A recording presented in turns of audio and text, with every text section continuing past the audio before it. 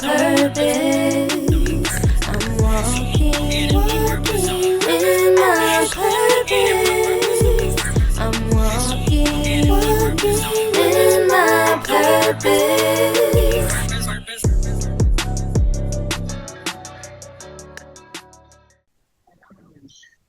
So today with us on Stool Talk, we're honored to have a special guest. Here on Stool Talk, we walk in our purpose on purpose, and today's guest is definitely doing that. A great student of the game. She was a great athlete. One I love to watch, just her passion, her love for the game, and now she's pouring it into her players as well, and even teaching and doing it the right way, the structure, and bringing the love and the passion back for the game. Today we have with us the one, the only Coach Tiffani Blackman. How you doing today? I'm great. How are you? I'm good. I'm good. So let me ask you this: where did this coaching journey start with you? Like everybody know you were a great athlete. Everybody know you got it in, and you were known around the city for your great play. You played D1 at a high level. Did you always know that coaching was going to be in your future? Not at first. I was always a captain of my teams and like look at as a leader. And I think it was something that just kind of naturally came. I was like the coach on the floor. And so I think that just blossomed. And then when I was in college, my sophomore year, when I transferred back to Toledo, that is when I started coaching AAU for the Vipers. So I got an opportunity while in college to coach, and it was such an eye opener, one for me, but it also came very natural. So I actually started coaching my the summer going into my junior year of college. I started coaching AAU. Yeah. And I always thought, like, even, I mean, right now you can tell, that you have grown as a coach and you are a great coach, but I always thought, like, the way you played the game and the people that you were going to coach wasn't going to play it at that level. So it would be like frustrating and it would be too much. How did you adapt to that? Because you had passion, you played it at a great way. And if you on my team, we playing like this. And if you ain't trying to play, don't be on, like, you know what I mean? So how did you? Yes. That was hard because I had to learn very quickly that I couldn't coach every player the same.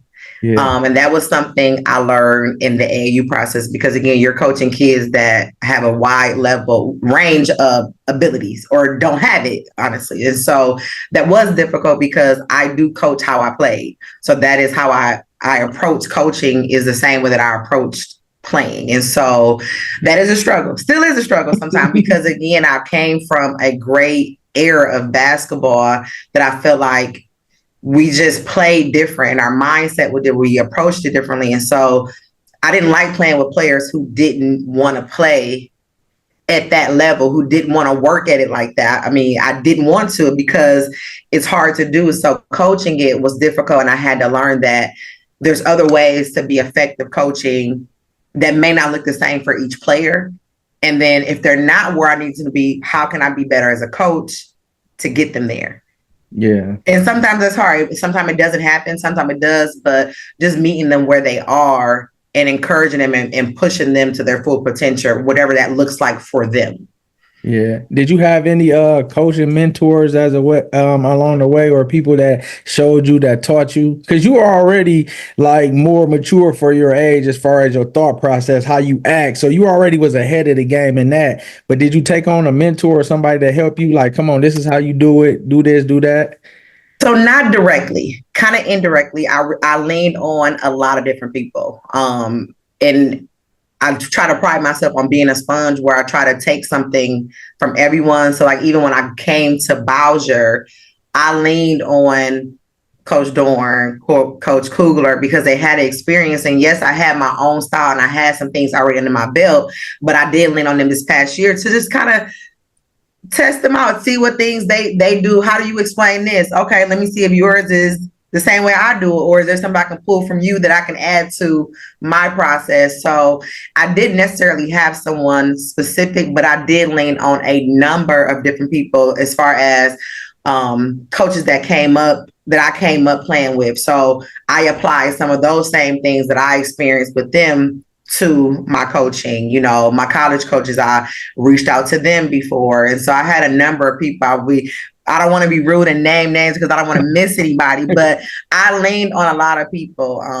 Even this past season, transitioning from a smaller school into a bigger school where I had more bodies and I had more coaches, it was a big eye opener for me and I had to adjust. And so I actually had two individuals who I will not name, who I had specifically come to games and I asked them, critique me.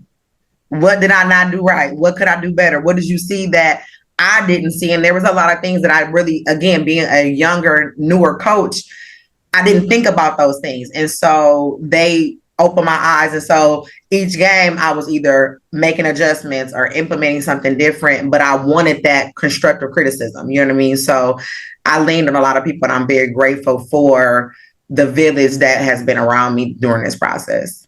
Yeah. And to me, I think this was your first year where y'all took Central down to the wire. Yes, yes. Do you think that was your coming out party, so to say? Even though you did great things in the Valley, you did great things in the Valley, but I'm talking about even when you transitioned, just how you coached them down to the wire, how they play, and they left everything on there. Ball go this way or that way, it's a different ball game. How did you feel after that? It probably took me 3 days to actually sleep comfortably after that day. I have trouble. I don't sleep after games. Like, it's bad. I do not sleep because I'm up. I'm analyzing every piece of it. But I always look in the mirror first because I feel like, okay, I missed something. Did I make the right call? So that game was definitely, I felt like, us showing who we were and that we were capable, because I feel like they were always capable. And I really commend the girls because I demanded a lot from them. And I didn't have a whole lot of time to be asking for what I was asking for. And they did it. I cannot be upset with them at all. They did it. And that game was huge because I think it showed them they belong. Yeah. And that they're capable, and that just because it's a Central or a bigger school and they have girls that are, just as good, if not better, doesn't mean you can't compete. Yeah. Keep competing and it turns out good. And so in that game, the areas that we were not that great in, that, we ended up losing by 3 that game. I was very happy with it though, because they were things that we could control. We missed a lot of free throws, and honestly, down the stretch, we missed a lot of layups that were wide open. You know what I mean? And so for me, those are things that I can take as a positive. Like, hey, if we fix these things, think about how much more we win by 10, maybe, you know what I mean? Yeah. And so, and even halfway. So I use it as a learning experience for my team. And it definitely gave us a lot of confidence and show the city and the state that, hey, Bowsher is here to show us what they're working with. And we are excited to do that again this year. Yeah. What is the philosophy of your team? Would you say the team will adapt your philosophy that you had as a player? Great defense, can score, fundamentally sound, intensity.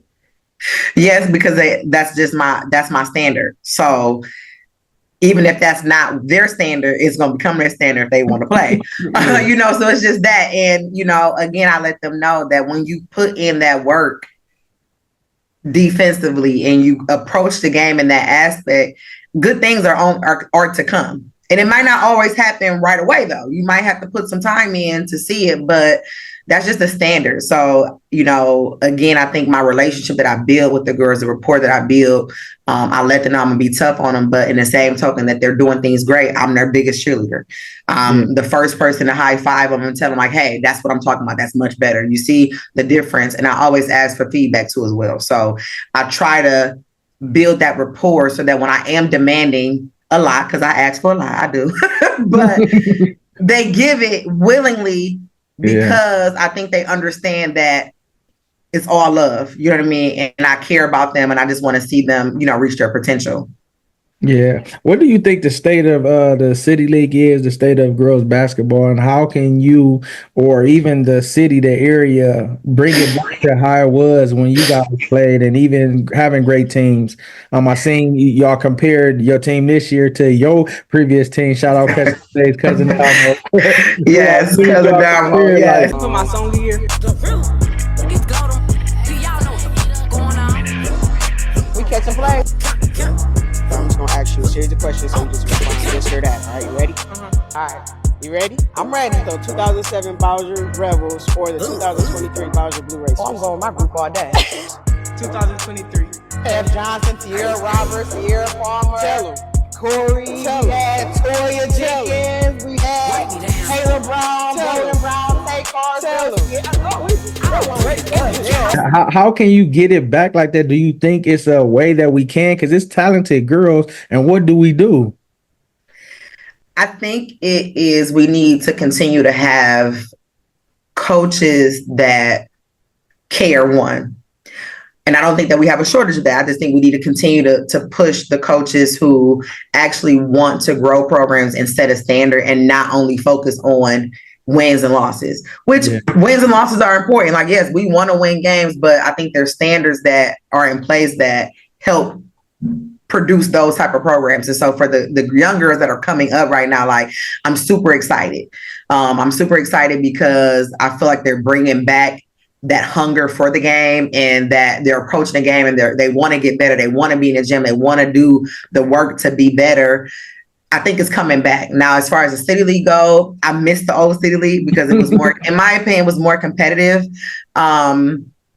And it also was just better all around, you know, and aspect, the talent was amazing. And we lost a lot of our talent TPS wise in the City League to some of the outer, you know, the Central Catholics, the other schools where they're getting some of the kids that typically would have been in TPS programs. So I think all in all, it's just really just continue to pour into this younger generation, laying the foundation really well when it comes to their fundamentals, their work ethic, and just setting the standard early so that as it grows up, we don't lose them because, oh, I ain't never had to work this hard, or I don't like this, you know, setting a clear standard. But I believe it's coming back. I think it's definitely trending in the right direction. I'm excited to see where it goes.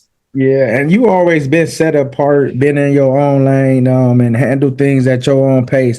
How do you remain focused so you don't get caught up into, you know, being from Toledo? People hate, they bring you down, or they try to keep you and hold you away from, you know, being great. How do you allow that to not be interfering to your focus and what you're doing in the program you're building and the young ladies that you're, you know, pouring into?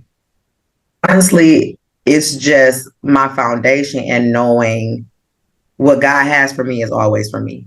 I just stand firm on that, on everything. Does it get hard? Absolutely. Because, you know what I mean, I could write a book. You know, the things that we go through, the things that try to come into our path to knock us off our path and detour us from our main purpose, and a lot has happened in those areas. But again, I just have to remember that what's for me will always be for me. I stand firm on that. I put the work in to do the things that I do coaching wise. And I just believe in myself that it'll be great. And I stay in my lane. If it don't concern myself in my program, it don't concern myself in my program. If it does, I handle it in the best professional way that I can. And I think my character and standard speaks for itself. So when those things come up where, again, haters and negativity is gonna come no matter what you are doing. But again, I try to handle things in a manner that is professional. And I just trust that God is gonna take care of me, and what's for me will be for me. Yeah, definitely. Coach, as you prepare for the beginning of this season, what's your expectations for your team this year? My expectations, I have a whole list of them. I'm kidding. Where do I start, right? No, my biggest ask for my girls is to really think about what they want after the season. So I always start the season with asking them what they want to get out of it. Because again, if you have a group of girls that don't care to win a city championship, I need to know what I'm coaching for. You know what I mean? I need to know what our goal is. Are we on the same page? And if we're not, we need to get on the same page. Because if they just want to go out there and have fun and play, then my approach might have to be different if that's what they want to get out of it. But they say, Coach, no, we want to cut down this. We want to win games. And I say, okay, when we're doing that, there is a work ethic and a winning mentality and a winning, you know, championship behavior that goes into that. And so I ask them for the permission to push them there. You know what I mean? Yeah. And I'll tell them it won't always be easy. You won't always enjoy me doing that, but understand that what is our goal and what is it that you wanted from the season. And so my expectation is that they put the work in and trust the process. do the things that can control, working hard, and starting on defense first, because I'm a defense coach first. And then trusting and being confident in their abilities. I have a group of girls that I'm telling them, shoot the ball, shoot the ball, shoot the ball, be confident, you can shoot it. You know what I mean? And so I just try to really push that confidence and just push the work ethic and just them trusting the process and knowing that when I put this work in, good things are to come when I show up and do that. Yeah, so that's what you guys is focusing on, the aspect of defense, playing hard, putting in the work, and just being ready. With Kilasia being like a leader of the squad in her senior year, correct? Yes, senior year, yes. How important is her leadership both on the court and off the court? Listen, 1,000%. She is a natural leader, and not all kids want to be the leader, but when you are who she is on the court and what she brings to the game on and off the court, she naturally just becomes that person that our younger girls that are coming up are looking at. So I'm constantly, encouraging her to continue to do things the right way, approach things the right way. Because again, even on the day when you don't feel like doing it, you got a freshman that just came in that's looking at you, that's going to follow your lead when you're gone. What type of standard are you setting for them? Are you showing them how to be great leaders, or are we taking shortcuts and not doing that? And so she does a fantastic job when it comes to leading by example and also just kind of rallying the young girls together. And so for us, her leadership, especially right now in the preseason, getting ready to see, is very, very important for us. And like I said, I'm really enjoying seeing her really, truly blossom into the leader that I know she is and going to be.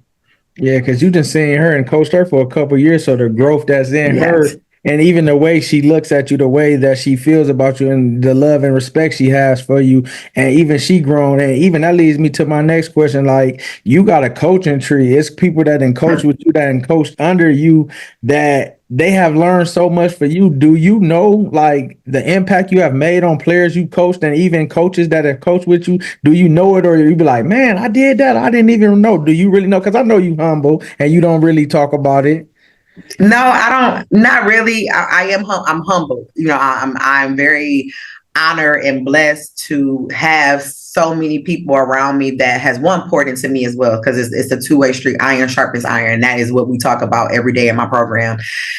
But I don't know 100%, but I do know a little bit that, there has been when I poured into, I had some great people around me that has, given me my flowers and say, thank you. And I thank them too, because again, I've learned from them. They've made me better. They've challenged me to, step my game up, and I'm just giving back to them like someone gave, into me. So, I don't, a little bit, I know, just a hair.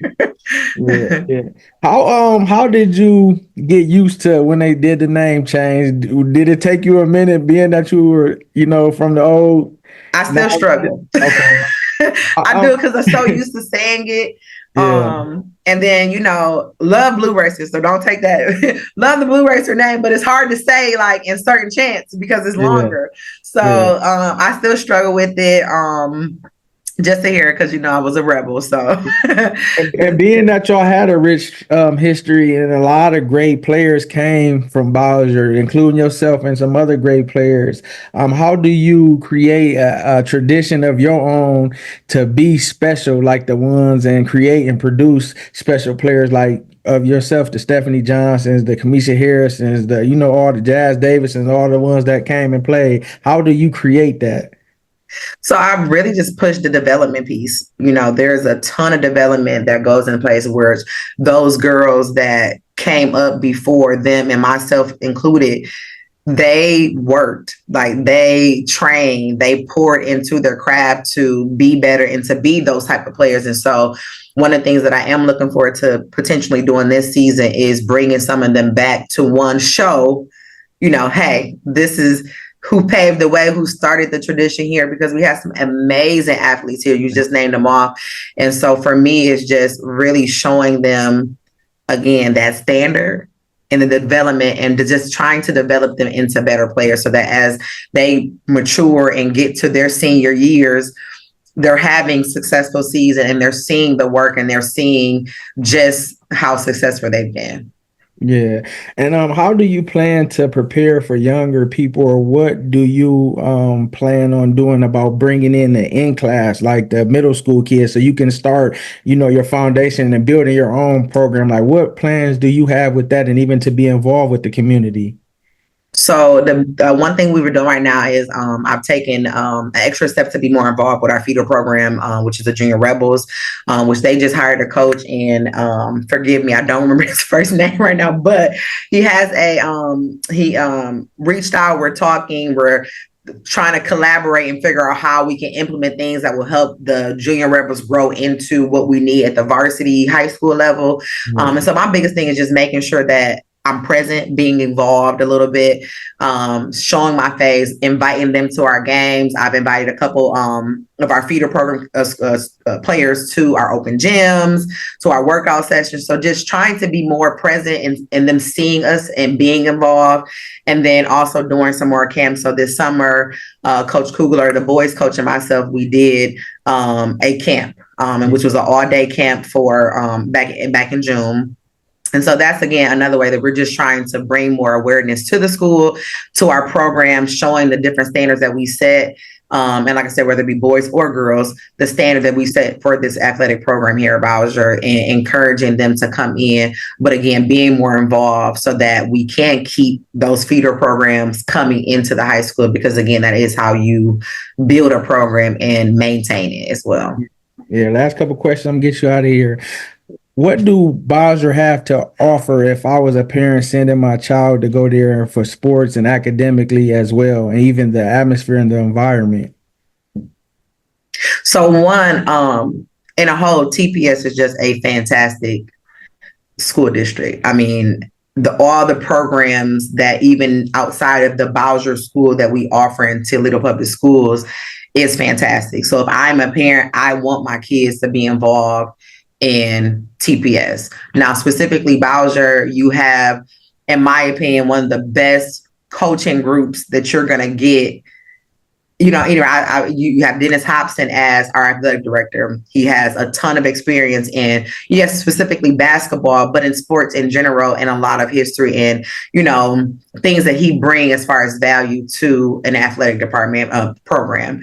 Again, Fred Kugler, tons of years of experience, state championships, coaching experience, all those different things. Then you have, Coach Dorn, and that's just on the basketball side. Myself, my staff, I have some great, people on my staff. So that right there, I think you have a lot of people that have some seasoned experience. And then you add to school, we have Miss Booth, who is a new principal here this year, and she is fantastic. She's setting standards within the school that makes the school better, so that learning is the focus and that learning is not being distracted because of other things. And so in a whole, I just think that I am TPS proud all day. And the programs, we have medical programs, we have the business program, which I have, I'm blessed to now be a business career tech teacher at Jones Leadership Academy with TPS. Again, trying to position myself to give back and just show the importance of why TPS is where your kids should be and why kids should be at Bowsher. You know what I mean? So I absolutely love everything that's going on at Bowsher, with our athletics, even our football program, even our, volleyball team who we watched play last night as a team. We went to go see them. It's just, we're a family. We support each other. And that's what we push to the kids, to be good people, to be a family, and to support one another. Yeah, I definitely love it. And how will you continue to go about with college recruiting? And because I know it's a little different from when you were in, and the route that you may have took, or how colleges came recruiting and the recruiting process now. How are you handling and adjusting to that? So right now, what I do is, again, I have girls who, don't want to go to college and play ball. I have some that do. The ones that do, I try to position them for AAU programs that would help them get the exposure they need. Because again, going to college is all about exposure, being seen in the right places. I also push to, hey, we're playing against a team in Indianapolis this season, and one of their star players has about 20 Division I offers. So again, position ourselves playing against, because again, there's a coach in the gym looking at her, but number 10 on my team, number 14 on my team is doing well. She's going to get the exposure as well. So again, just being in the right rooms, being in the right places, showing them the importance of playing for an AAU program or going to exposure events to play against the best of the best so that you can show your skill set. And then just utilizing my connections that I've had from coming up, coaching in college, coaching in high school as a player as well, and reaching out to those contacts and just making sure that we get coaches in the gym. Like I said, we've had Oakland in the gym so far. We've had Terra State, we've had Eastern Michigan. We've went up and done some things. And so just again, trying to bring those people around and also position them to be seen by them as well. So we're excited to see who we get signed this year. I did have one of my seniors signed last year, and that was amazing. So yeah, we're doing what we can do when it comes to that. Yes, yeah, definitely. What are you most excited about as the season gets underway, and what should fans expect for you and your team? So I am excited. I'm more so excited because, we didn't get an opportunity to really, in my opinion, show at the end of the season in the city championship how we wanted to, that we were unable to play in that. But I'm just ready to show that we had unfinished business. So that is our motto for this season, is unfinished business, because I feel like we made a statement last season and showed that we can compete and that we are a team to watch out for. I bring back 4 starters. And I have a big senior class this year, but I bring back 4 starters that I feel like has gotten even better just from the summertime coming into now. They are not the same athletes they were last year. They're better. They're stronger. We've implemented a better weightlifting program as well. So I am just excited to see us really reach our full potential. And what they can expect from Bowsher is, again, us to come out and play basketball the right way.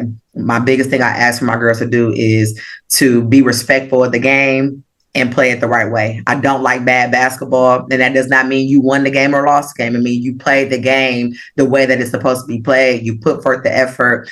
And again, if we do those things and put it all together, I do believe that we will have a very successful season. And our goal is a city championship and to make it, as far as we can in states past the first 2 rounds. So that is our goal. Yeah. And lastly, whatever comes on your heart, say something positive to the youth. Stay hungry, stay confident, and trust the process.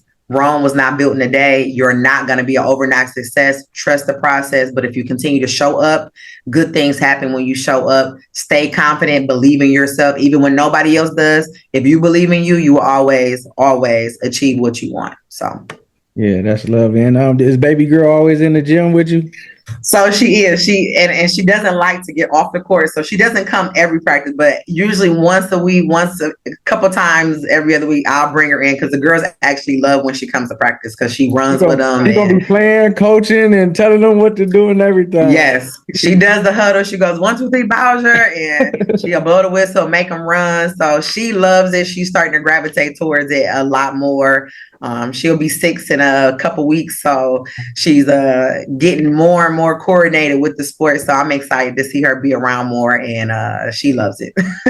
Yeah. And we thank you for this. We spotting you as an excellent coach, a mentor, and we just pray that you continue to be all that you can be bold, be confident. Coach, you have everything inside you that you need to be great, and make sure that you continue to pour into these young ladies because you're building future doctors, basketball players, lawyers, different skill set that they will go in, they will know and remember what you have taught them, and they will learn from you. So continue to just be great, and the fruits that you have from the seed that you sowed, the fruit is showing. So continue to do that and continue to be great. I'm proud of you. I got to get down there to see a game this year. Be supporting it, and yes, we wish you the best.